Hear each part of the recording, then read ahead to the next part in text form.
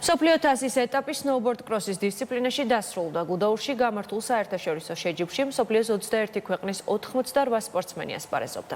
2024-25 წლის ზამთრის სეზონზე ჩვენმა ქვეყანამ მსოფლიო თასს უკვე მესამედ უმასპინძლა.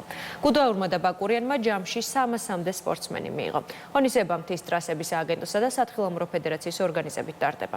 შალვა სუმბაძე იმყოფება გუდაურში და პირდაპირ ეთერში საუბარს ახლა ჩემი კოლეგა განაგრძობს. შალვა, გისმენთ, როგორ გადანაწილდა საპრიზო ადგილები?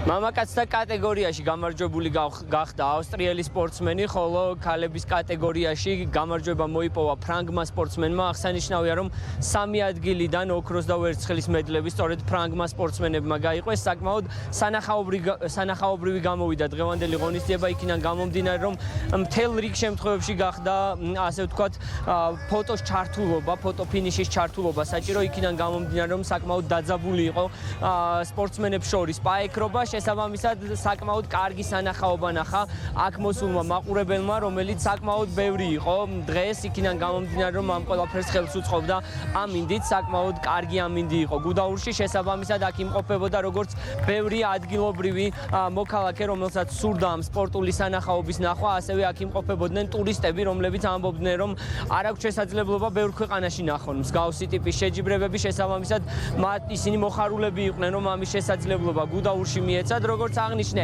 ეს არ არის პირველი მსოფლიო თასის ეტაპი, რომელსაც გუდაურმა უმასპინძლა. წელს ასევე ჩატარდა 3 ჯამში, როგორც გუდაურში, ასევე ბაკურიანში მსოფლიო თასის ეტაპი და 300-მდე სპორტსმენი მონაწილეობდა ამ ყველაფერში, ამ სპორტულ ღონისძიებებში. აღსანიშნავია, რომ ამ ყველაფერს წინ უძღოდა წინა წლებში გამართული სპორტული შეჯიბრებები და ამ ყველაფრის გათვალისწინებით, როდესაც სათხილამურო და სნოუბორდის ფედერაცია, მსოფლიო ფედერაციამ დადებითი შეფასებები მისცა ჩვენ ზამთრის კურორტებს, გადაწყდა, რომ მუდმივ კალენდარში იქნებოდა გუდაურიც და ბაკურიანიც, ასევე მესტიაც.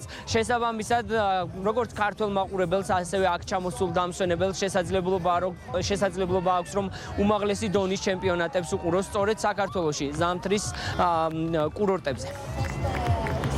ძალიან კარგია აქ ყოფნა, შეჯიბლის სიგიჟე იყო. ბედნიერი ვარ, რომ ჩემს გუნდთან ერთად ამაში ვიღებ მონაწილეობას. ბედნიერი ვარ საქართველოში ყოფნით, რადგან ძალიან მომწონს ეს ადგილი. თავს ისევ გრძნობ, როგორც საკუთარ სახლში.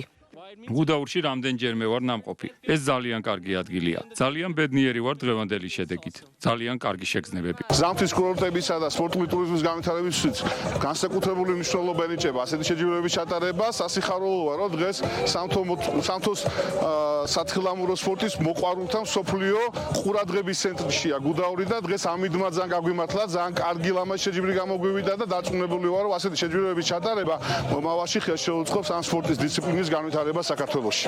შესანიშნავი შეჯიბრება იყო. ორგანიზატორებისთვის იყო ბევრი გამოწვევა, მაგრამ ძალიან კარგი შედეგია. მაღალი დონის შეჯიბრება იყო. ვფიქრობ, ვნახეთ სნოუბორდის შესანიშნავი შეჯიბრება. მაღალი დონისა და დარწმუნებული ვარ, ხვალაც ისეთივე კარგ შოუს ვნახავთ, როგორც დღეს.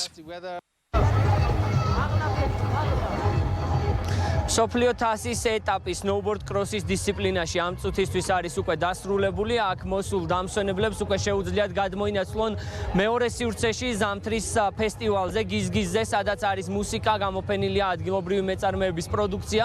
შესაბამისად შეუძლიათ, რომ ისიამოვნონ ამ ყველაფრით. აღსანიშნავია, რომ მთელი დღის განმავლობაში მიმდინარეობდა სხვადასხვა აქტივობები გუდაურის ცენტრალურ ნაწილში, ასე ვთქვათ, მოქალაქეებს შესაძლებლობა ჰქონდათ სხვადასხვა აქტივობით დაკავებულიყვნენ.